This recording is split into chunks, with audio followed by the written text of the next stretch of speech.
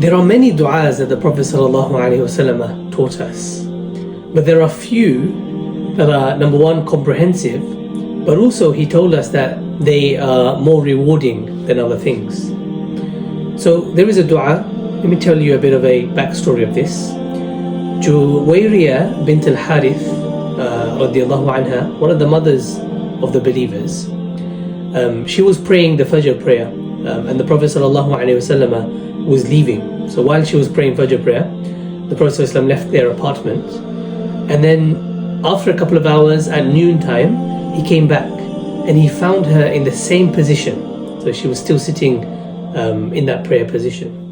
So the Prophet ﷺ asked her that, have you been sitting there since I left? The Prophet, then Juwayriya, the mother of the believers, radiallahu anha, she responded in the affirmative, saying, yes, I've been here.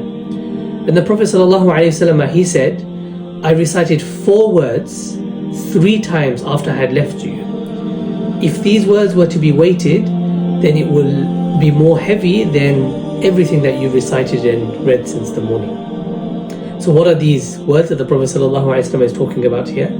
It is Subhanallah wa bihamdihi. Allah is free from all imperfections, and I begin with His praise.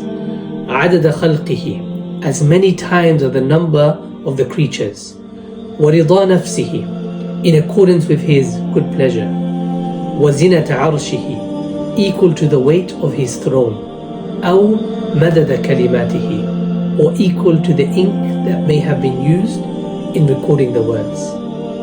So this dua, even though it's quite short, as the Prophet ﷺ says here, it is one of those weighted, heavy du'as that if you recite, you will get a lot of rewards. So may Allah subhanahu wa ta'ala allow us to take benefit from the opportunities of reciting these short du'as, yet very rewarding. Jazakallah khair.